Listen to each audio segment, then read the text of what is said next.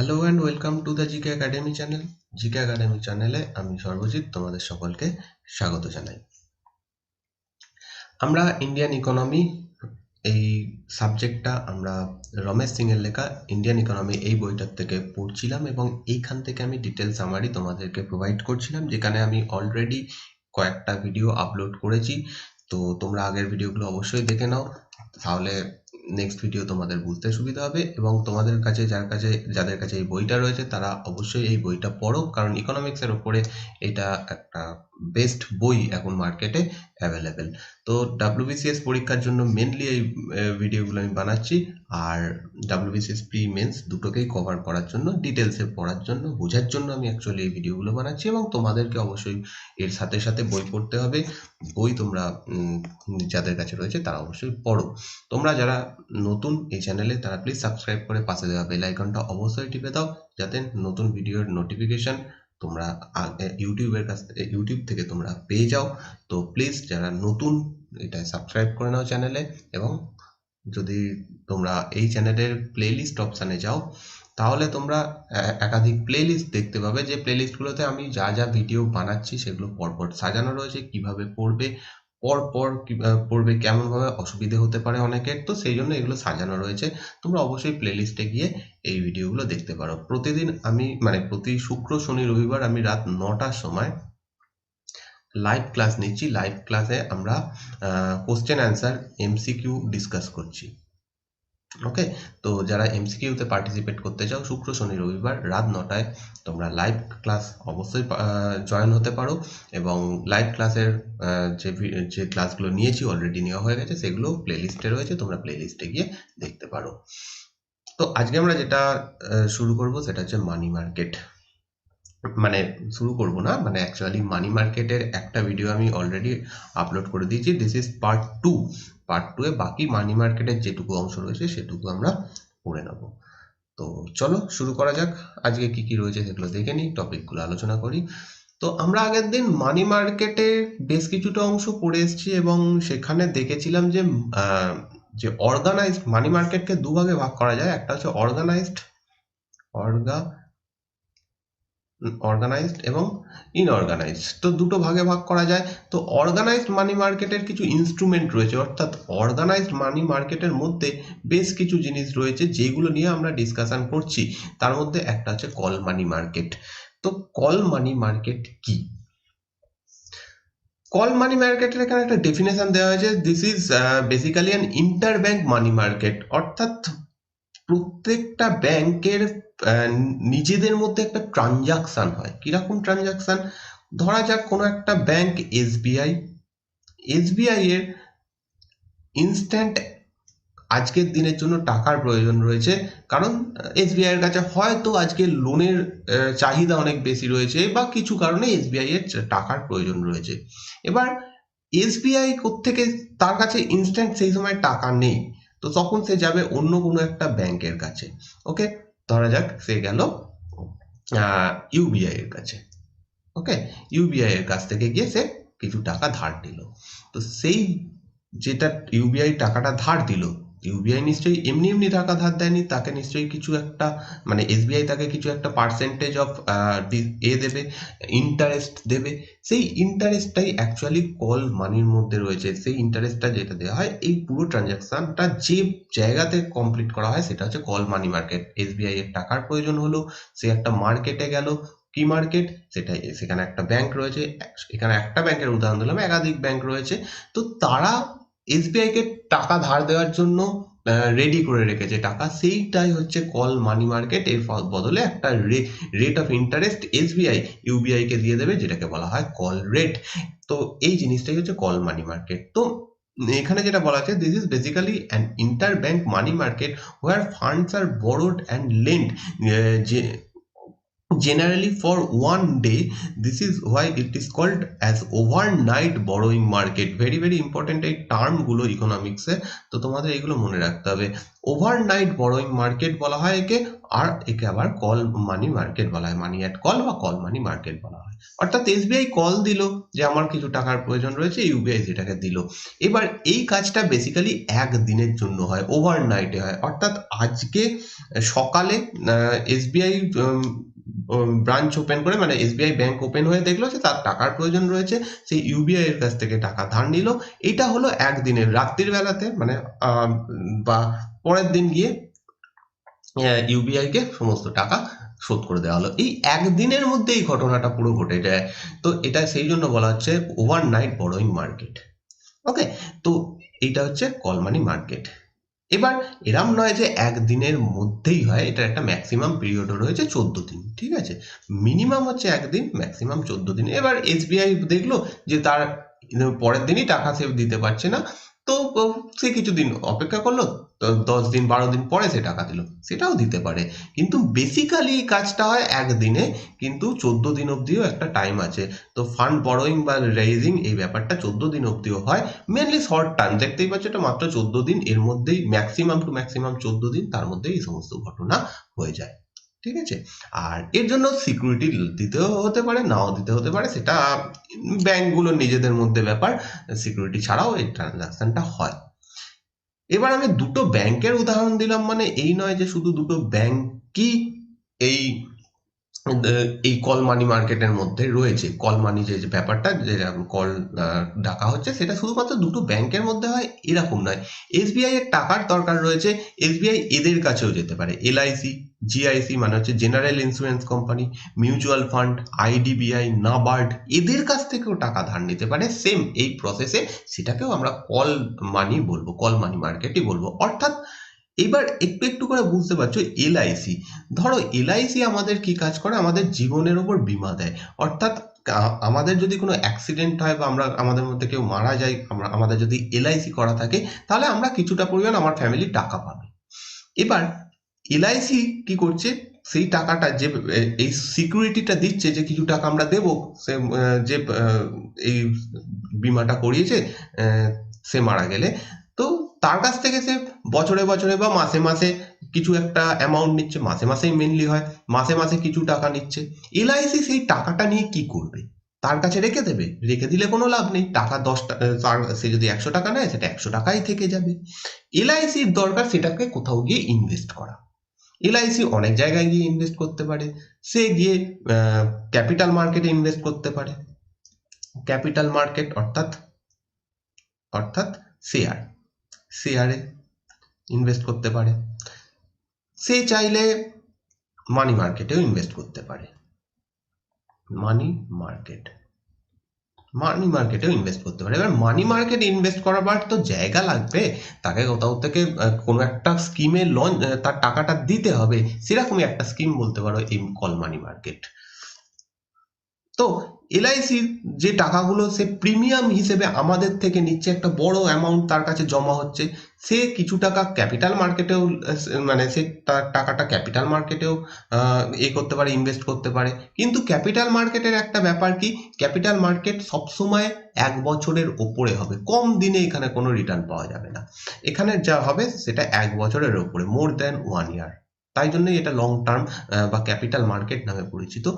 আর LIC যদি চায়, সে short টার্মেও invest করতে পারে, আর শর্ট টার্ম করতে গেলে তাকে যেতে হবে মানি মার্কেটে, কারণ মানি মার্কেট সবসময় 1 বছরের কমে ইনভেস্ট হয়, এখানে যা কাজ হবে 1 বছরের মধ্যে। তো এলআইসি কি করলো, গিয়ে টাকাটা ধার দিল এসবিআই কে, 1 দিনের জন্য বা 2 দিনের জন্য বা 10 দিনের জন্য। এই যে কাজটা হলো, সেটাও কল মানি মার্কেটের মধ্যে হলো। এরকম ভাবে বাকিরা মিউচুয়াল ফান্ডে যেভাবে টাকা রাখা হয়, সেই টাকাও এখানে কাজে লাগানো হয়, ইত্যাদি ইত্যাদি। তো নেক্সট যেটা, সেটা হচ্ছে mutual fund, money market mutual fund. Actually এই মিউচুয়াল ফান্ড এখন মেনলি সেবির আন্ডারে রয়েছে, কিন্তু আরবিআইও একে কন্ট্রোল করে। তো মানি মার্কেট মিউচুয়াল ফান্ড বা এমএফ মিউচুয়াল ফান্ড অ্যাকচুয়ালি যখন ইন্ট্রোডিউস করা হয়েছিল ভারতে, সেটা একটা শর্ট টার্ম বেসিসে আরবিআই এর কন্ট্রোলে ছিল, কিন্তু বর্তমানে সেটা আরবিআই ছাড়াও সেবিও কন্ট্রোল করে। মিউচুয়াল ফান্ডে জিনিসটা কি সেটা সম্পর্কে এই ভিডিওতেই লাস্টের রয়েছে। তো এখন একটা কিছু জিনিস জেনে রাখো যে এই কনসেপ্টটা মানি মিউচুয়াল ফান্ড, সেটা 1992 খ্রিস্টাব্দে আমাদের দেশে ইন্ট্রোডিউস করা হয়। কেন ইন্ট্রোডিউস করা হয়? কারণ সবসময় আমাদের আরবিআই বা আমাদের যে রেগুলেটরি বডিগুলো রয়েছে, আরবিআই, সেবি, এরা চাইছে যে এই যে মার্কেটটা সেটা আরো এক্সপ্যান্ড করতে। কিভাবে মানুষকে আরো সুযোগ করে দেওয়া যায় যে তারা তাদের যে জমানো টাকা রয়েছে সেটাকে ইনভেস্ট করতে পারে। তো সেই জন্য তারা নতুন নতুন এরকম স্কিম বা নতুন নতুন এরকম টার্ম আনতে থাকে। তার মধ্যে একটা হচ্ছে মিউচুয়াল ফান্ড। ঠিক আছে, মিউচুয়াল ফান্ড 1992 খ্রিস্টাব্দে আমাদের এখানে ইন্ট্রোডিউস করা হয়। প্রথমে যখন ইন্ট্রোডিউস করা হয় সেটা শর্ট টার্মের জন্য ছিল, অর্থাৎ 1 বছরের মধ্যেই এটা কাজ হতো, কিন্তু বর্তমানে এটা লং টার্মেও হয় এবং একে সেবিও কন্ট্রোল করে। মার্চ 2020 থেকে mutual fund have been ব্রট under the preview of SEBI beside the RBI, অর্থাৎ এখন বর্তমানে সেবিও একে কন্ট্রোল করে। ওকে, এবং সেবি কন্ট্রোল করে মানে বুঝতে পারছো এটা একটা লং টার্ম বেসিসেও কাজ করে। মিউচুয়াল ফান্ড কি একটু পরে সেটা বলছি। নেক্সট হচ্ছে রেপো এবং রিভার্স রেপো। এই দুটো টার্ম সম্পর্কে তোমরা পরিচিত, রেপো এবং রিভার্স রেপো। এই জিনিসটা কি? এবার ফার্স্টে হচ্ছে রেপো। রেপো এবং রিভার্স রেপো, এই দুটো in the era of economic reforms they are developed two new instrument of money market, repo and reverse repo. যেটা একটু আগে বলছিলাম, এই যে অর্গানাইজেশনগুলো, যে সংস্থাগুলো আরবিআই, সেবি, এরা চেষ্টা করে কিভাবে এই মার্কেটগুলোকে আরো এক্সপ্যান্ড করা যায়, মানি মার্কেটকে বা ক্যাপিটাল মার্কেটকে আরো বড় কিভাবে, বিস্তার লাভ কিভাবে করানো যায়, আরো মানুষ কি করে এখানে টাকা লাগাতে পারে, কি করে এই মার্কেটটা বড় হয়। তো তার জন্য তারা বিভিন্ন এরকম জিনিস ইন্ট্রোডিউস করতে থাকে, এবং তার মধ্যে এরকম রেপো এবং রিভার্স রেপো এরকম আমাদের মানি মার্কেটে ইন্ট্রোডিউসড হয়। কবে হচ্ছে? দুটো ডেট তোমরা মনে রাখো। ডিসেম্বর 1992 খ্রিস্টাব্দে রেপো রেট বা রেপোকে ভারতে ইন্ট্রোডিউস করা হয়, এবং 1996 খ্রিস্টাব্দের নভেম্বর মাসে রিভার্স রেপোকে ভারতে ইন্ট্রোডিউস করা হয়। রেপো যে টার্মটা, অ্যাকচুয়ালি এটা একটা শর্ট টার্ম। ফুল ফর্ম হচ্ছে rate of repurchase. Rate of repurchase থেকে ছোট করে এই রেপো, এই টার্মটা ইউজ করা হয়েছে। ওকে, তো 92 আর 96 যথাক্রমে এই দুটো লঞ্চ করা হয়। সিম্পল ব্যাপার হচ্ছে, রেপো হচ্ছে যেখানে ব্যাংকগুলো আরবিআই এর কাছ থেকে শর্ট টার্ম লোন নিতে পারে, সেইটাই হচ্ছে রেপো। এবং তার জন্য নিশ্চয়ই কিছু একটা পার্সেন্টেজ অফ ইন্টারেস্ট দিতে হবে আরবিআই কে। আরবিআই তো আর এমনি এমনি ধার দিচ্ছে না। কোনো একটা ব্যাংক, এসবিআই গেল আরবিআই এর কাছে, এসবিআই গেল আরবিআই এর কাছে, কেন? তার টাকার দরকার রয়েছে এখন। আরবিআই বললো ঠিক আছে, আমি টাকা ধার দিয়ে দেবো। টাকা ধার সে দিল। ওকে, কিন্তু বললো আরবিআই তার সাথে সাথে অ্যাড করলো যে আমাকে 5% হারে ইন্টারেস্ট দিতে হবে, অর্থাৎ যদি আমি 100 টাকা ধার দিই, আমাকে 105 টাকা, 5 টাকা ইন্টারেস্ট যোগ করে 105 টাকা দিতে হবে। এই 5%টাই হচ্ছে রেপো রেট। ওকে, এবার আমরা একটু আগে যে জিনিসটা পড়ে এলাম, যে কল মানি মার্কেট। তো ব্যাংকের যদি কোনো সময় টাকার প্রয়োজন হয়, কোনো একটা ব্যাংক, এসবিআই এর ধরছি, এসবিআই এর যদি কোনো সময় টাকার প্রয়োজন হয়, তার কাছে দুটো অপশন রয়েছে। আইদার সে যেতে পারে কোনো একটা ব্যাংকের কাছে, অন্য একটা ব্যাংকের কাছে, অর্থাৎ আমি একটা ভালো ডায়াগ্রাম করে দেখাচ্ছি, এখানে সুবিধা হবে। ওকে, এক মিনিট। ধরো কোনো একটা ব্যাংক এ, ব্যাংক এর কোনো কারণে টাকার প্রয়োজন হয়েছে। তো ব্যাংক এর হাতে দুটো অপশন রয়েছে। আইদার, মানে দুটো লোন নেওয়ার দুটো অপশন রয়েছে। আইদার সে চলে যাবে আরবিআই এর কাছে, আরবিআই এর কাছ থেকে ধার নিতে পারে, অর সে চলে যাবে কোনো একটা ব্যাংকের কাছে। ওকে, ব্যাংক বা এলআইসি যেগুলো দেখলাম ওরকম সংস্থার কাছে যেতে পারে, তাদের কাছ থেকে ধার নিতে পারে। ব্যাংক এ যদি আরবিআই এর কাছ থেকে ধার নেয় সেইটাকে আমরা বলে দেবো রেপো। ওকে, আর ব্যাংক এ যদি অন্য কোনো একটা ব্যাংকের কাছ থেকে ধার নেয় সেটাকে আমরা বলবো কল। কল মানি। অর্থাৎ ব্যাংক এ এবার চুজ করবে তার কোথা থেকে ধার নেওয়ার প্রয়োজন, মানে সে কোথা থেকে ধার নেবে, আরবিআই এর কাছ থেকে নেবে না অন্য কোনো একটা ব্যাংক বা এলআইসি বা যে সমস্ত সংস্থাগুলো দেখলাম তাদের কাছ থেকে নেবে। ব্যাংক, এলআইসি রয়েছে, নাবার্ড রয়েছে, কার কাছ থেকে ধার নেবে সেটা এই ব্যাংক চুজ করবে। তো সেই জিনিসটাই দুটো নাম দেওয়া হয়েছে, আরবিআই এর কাছ থেকে নিলে হচ্ছে রেপো, আর ব্যাংক বা এলআইসি বা নাবার্ডের কাছ থেকে নিলে হবে সেটা কল মানি।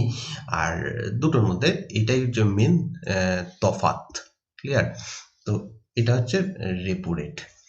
রিভার্স রেপো ঠিক উল্টো। অনেক ক্ষেত্রে হয় কি, আরবিআই এর টাকার প্রয়োজন হয়। এবার বলবে আরবিআই সে তো হচ্ছে এই সমস্ত কাজ করে, কাউকে ধার দেবে, তার কাছে প্রচুর টাকা থাকবে, তার কেন টাকার দরকার হতে পারে? ধরো কোনো কারণে গভর্নমেন্ট সেন্ট্রাল গভর্নমেন্টেরই কোনো কারণে একটা টাকার দরকার রয়েছে। যেমন ধরো এই সময় খুব রিসেন্ট টাইমে আমফান ঝড় হলো। আমফান ঝড় হওয়ার সময় গভর্নমেন্টের প্রচুর টাকার দরকার লাগলো, কারণ তাকে বিভিন্ন যে রাজ্যগুলো ক্ষতিগ্রস্ত হয়েছে, ওয়েস্ট বেঙ্গল, উড়িষ্যা, এদেরকে কিছু টাকা দিতে হবে ক্ষতিপূরণ হিসেবে, যে ক্ষতিগুলো হয়েছে মেনটেন করার জন্য। তো গভর্নমেন্টের কাছে সবসময় টাকা নাও থাকতে পারে। গভর্নমেন্ট তখন যাবে আরবিআই এর কাছে, আরবিআই কে বলবে যে আমার কিছু টাকা দরকার, আমি এইগুলো শোধ করবো, এই টাকাগুলো দেবো রাজ্যগুলোকে। আরবিআই এর কাছে সেই সময় যদি টাকা থাকে তো ভালো, গভর্নমেন্টকে দিয়ে দেবে। আরবিআই এর কাছে যদি টাকা না থাকে তখন সে যাবে এই ব্যাংকগুলোর কাছে, এসবিআই, ইউবিআই বা যে যে ব্যাংকগুলো রয়েছে, ইভেন যেগুলো বেসরকারি যে ব্যাংকগুলো রয়েছে, অ্যাক্সিস ব্যাংক, আইসিআইসিআই ব্যাংক, যে কোনো ব্যাংকের কাছে গিয়ে বলবে আমার টাকা ধার লাগবে। যার কাছে এক্সট্রা টাকা রয়েছে সেই ব্যাংক আরবিআই কে ধার দিয়ে দিল, আরবিআই সেই টাকাটা নিয়ে গভর্নমেন্টকে দিয়ে দিল। তো এইখানে যে আরবিআই টাকাটা ধার নিল, সে নিশ্চয়ই কিছু একটা পার্সেন্ট সুদ দেবে যে ব্যাংকের কাছ থেকে সে ধার নিয়েছে। তো সেই পার্সেন্টেজটাকেই বলা হচ্ছে reverse repo rate. The bank sorry The bank and financial institution purchase government securities from RBI. Sorry, very sorry. Mm, The bank and the financial institution purchase, কি হচ্ছে এখানে, একটু দাঁড়াও এক সেকেন্ড, কিছু একটা গন্ডগোল হচ্ছে। ও সরি, পেনটা সিলেক্ট করা হয়নি। Okay, the bank and financial institution purchase government securities from RBI. তো এটাকে বলা হচ্ছে, এবার বলবে যে গভর্নমেন্ট সিকিউরিটিজ এখানে করতে গেলো। তাহলে একটা জিনিস বলি, দেখো যে রেপো রেটটা আমরা দেখলাম, অর্থাৎ যখন কোনো একটা ব্যাংক কোনো আরবিআই এর কাছ থেকে ধার নেয়, তখন আরবিআই কি করে, তার আগে রিভার্স রেপো বলে দিই তাহলে সুবিধা হবে। ধরো রিভার্স রেপোর ক্ষেত্রে কি হচ্ছে, আরবিআই ব্যাংকের কাছ থেকে লোন নিতে যাচ্ছে, ওকে, টাকা নিতে যাচ্ছে। আরবিআই কি করলো, আরবিআই এর কাছে কিছু কাগজ থাকে এরকম, এই কাগজগুলো গভর্নমেন্টের পেপার, ঠিক আছে, গভর্নমেন্ট সিকিউরিটি বলা হয়, অর্থাৎ গভর্নমেন্ট এটাতে সাইন করে দিয়েছে, এটা একটা গ্যারেন্টি হিসেবে কাজ করে। যেমন করে একটা সোনা, রূপো, এই দামি যা ধাতুগুলো রয়েছে সেগুলোর যেমন একটা ভ্যালু রয়েছে, তেমনি গভর্নমেন্ট সিকিউরিটিরও বিশাল ভ্যালু রয়েছে। অর্থাৎ গভর্নমেন্ট এতে সাইন করে দিয়েছে, এটা একটা সিকিউর পেপার। আরবিআই এর কাছে এরকম প্রচুর পেপার রয়েছে, গভর্নমেন্টের পেপার, এরকম সাইন করা পেপার। গভর্নমেন্ট সরি আরবিআই কি করলো, আরবিআই চাইছে এসবিআই এর কাছ থেকে ধার নেবে, ওকে। তো আরবিআই এই গভর্নমেন্ট পেপারগুলো এসবিআই কে দিল, আর এসবিআই তাকে দিল কি, টাকা, মানি। গভর্নমেন্টকে দেওয়া, আরবিআই দিল হচ্ছে এই গভর্নমেন্টের পেপারগুলো, এসবিআই দিল মানি। এবার বলবে যে এসবিআই কে গভর্নমেন্টের পেপার দিতে কেন হলো, আরবিআই কেন দিল? এটা একটা গ্যারান্টি, অর্থাৎ এটা একটা গ্যারান্টি যে আমি টাকাটা ধার নিচ্ছি, তার জন্য এই পেপারগুলো দিলাম, যখন আমি ধার শোধ করব এই পেপারগুলো আবার নিয়ে নেব, ওকে। তো এইগুলোকে বলা হচ্ছে গভর্নমেন্ট সিকিউরিটি। তো এই গভর্নমেন্ট সিকিউরিটির বদলে আরবিআই লোনটা নেয়, এবং যে লোনটা নিচ্ছে সেটা যে পার্সেন্টেজে নিচ্ছে সেটাই হচ্ছে রিভার্স রেপো রেট। ক্লিয়ার? আর সেম এরকম পেপার ব্যাংকগুলোর কাছেও কিছু থাকে, তারাও কোনো সময় কিনে নিজেদের কাছে রেখে দিয়েছে বা ইত্যাদি ইত্যাদি করে থাকে। যখন তারা রেপো রেটে আরবিআই এর কাছ থেকে ধার নেয়, তখন আরবিআই বলবে যে তার কি গ্যারান্টি রয়েছে যে তুমি আমায় ধার ফেরত দেবে? তখন এসবিআই বা মানে অন্যান্য ব্যাংকগুলো কি করবে, এই পেপারটা আরবিআই কে দিয়ে দেবে, বলবে এইটা রাখো, তার বদলে আমাকে লোন দাও। সিম্পল এই গভর্নমেন্ট সিকিউরিটিটা হচ্ছে একটা, বলতে পারো, গ্যারান্টি হিসেবে কাজ করে আরবিআই বা এসবিআই এর জন্য এই টাকা লেনদেন করার উদ্দেশ্যে। তো এটা হচ্ছে রেপো এবং রিভার্স রেপো। ওকে, তো এখানে একটা ছবি জাস্ট দেওয়া রয়েছে। সেন্ট্রাল ব্যাংক, আমাদের দেশের সেন্ট্রাল ব্যাংক হচ্ছে আরবিআই। যদি কোনো একটা কমার্শিয়াল ব্যাংকে টাকা ধার দেয়, ওকে, তাহলে সেটাকে আমরা বলবো রেপো। যদি কমার্শিয়াল ব্যাংক আরবিআই কে ধার দেয়, সেটাকে আমরা বলবো রিভার্স রেপো। ওকে, কমার্শিয়াল ব্যাংক মানে যে ব্যাংকগুলো আমরা আমাদের ধারে কাছে দেখতে পাই সমস্তগুলোকে কমার্শিয়াল ব্যাংক বলা হয়। সেটা সরকারি ব্যাংক হতে পারে, বেসরকারি ব্যাংক হতে পারে, এই সমস্ত ব্যাংকগুলোকে বলা হয় কমার্শিয়াল ব্যাংক। ওকে, এই অবধি গেল, এখানে হয়ে গেছে এটা। আর কি রয়েছে? আচ্ছা, ওকে, নেক্সট যেটা রয়েছে, যে বর্তমানে এই ইনস্ট্রুমেন্টগুলো অর্থাৎ repo rate, reverse repo rate, এটা ক্রেডিট পলিসি হিসেবে ক্রেডিট কন্ট্রোল করতে কাজে লাগানো হয়। আরবিআই এটাকে ক্রেডিট কন্ট্রোল করে এটার মাধ্যমে। এবার এই ক্রেডিট কন্ট্রোল কি সেটা আমাদের যদি জানতে হয়, তাহলে ইকোনমিক্সের অনেকটা ডিপে ঢুকতে হবে, যেটা আমাদের পরীক্ষায় লাগবে না। ঠিক আছে? তাও যদি তোমরা ক্রেডিট কন্ট্রোল, ক্রেডিট পলিসি এগুলো সম্পর্কে জানতে চাও, প্লিজ আমাকে কমেন্ট করে জানিও। আমি আলাদা করে একটা ভিডিও বানিয়ে এখানে অ্যাড করে দেবো, যাদের প্রয়োজন হবে আমি তাদের জন্য। কারণ এটা অ্যাকচুয়ালি এর ভেতরে পুরোপুরি ডিপলি ঢুকতে গেলে অনেকটা বড় এটাকে নিয়ে আলোচনা করতে হবে, ক্রেডিট পলিসি, ক্রেডিট কন্ট্রোল কি। তো সেই কারণে এই বইতেও সেইভাবে মানে সেটা সম্পর্কে ডিসকাস করা নেই। আর যারা ইকোনমিক্সের স্টুডেন্ট তাদের জন্য এটা, মানে তারা যে বইগুলো পড়ে তাতে রয়েছে, এবং আমি তোমাদের বোঝাতে পারি, যদি তোমাদের প্রয়োজন হয় আমি বুঝিয়ে দেবো। ওকে, নেক্সট হচ্ছে উর্জিত প্যাটেল কমিটি। এটা গঠন করে আরবিআই 2014 খ্রিস্টাব্দে, 2014 সালে। এবং এই কমিটিটার মাধ্যমে দুটো নতুন টার্ম ইন্ট্রোডিউস করা হয়, একটা হচ্ছে টার্ম রেপো আর একটা হচ্ছে টার্ম রিভার্স রেপো। এটা মনে রাখো, টার্ম রেপো এবং টার্ম রিভার্স রেপো এই দুটো টার্ম উর্জিত প্যাটেল কমিটির আন্ডারে 2014 সালে এটা লঞ্চ করা হয়। নেক্সট হচ্ছে যেটা হচ্ছে মিউচুয়াল ফান্ড। মিউচুয়াল ফান্ড সম্পর্কে একটু আগে দেখলাম, এটা একটা ইনস্ট্রুমেন্ট। এবার এই মিউচুয়াল ফান্ড কি, তোমরা খুবই নাম শুনে থাকবে, প্রচুর অ্যাড এখন দেওয়া হয় মিউচুয়াল ফান্ডের। তো সেই মিউচুয়াল ফান্ড কি? মিউচুয়াল ফান্ডের একটা ডেফিনেশন এখানে দেওয়া হয়েছে, দেখো। When a large number of investors put in their money and is managed by a professionally qualified person, okay, with experience in investing in different asset class, share, bond, money market instrument like all money and other asset such as gold and property। ঠিক আছে? এইগুলো দাগ দেওয়ার কারণ হচ্ছে এইগুলো হচ্ছে important term mutual ফান্ডের। ডেফিনেশনে যেটা বলা হচ্ছে, যখন একাধিক আমানতকারী বা যারা টাকা জমা রাখতে চাইছে, যাদের কাছে ধরো এক্সট্রা টাকা রয়েছে, আমি কিছু ইনকাম করছি, আমি কিছু টাকা জমাতে চাইছি, আমি কোথায় জমাবো? আমি ব্যাংকে জমাতে পারি, ফিক্সড ডিপোজিট করতে পারি, আমি রেকারিং ডিপোজিট করতে পারি, আমি এরকম মিউচুয়াল ফান্ডেও ইনভেস্ট করতে পারি।